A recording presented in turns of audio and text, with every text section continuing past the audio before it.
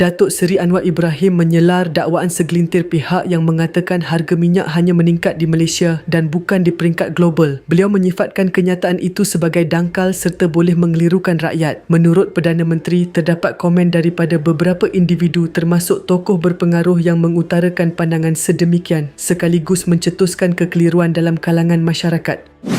Sementara itu, pendakwah bebas Muhammad Ridwanti Abdullah menerusi satu hantaran di Facebook tanpa menamakan mana-mana pihak berkata, ada seorang pemimpin tinggi cakap ulasan pasal harga kenaikan minyak oleh seorang ulama nampak dangkal. Cuba teliti balik ucapan-ucapan kamu terdahulu pasal kenaikan harga minyak. Bukan sahaja dangkal tetapi nampak tersangat bodoh. Tak tahu nak cakap apa dah kalau hari ini menang.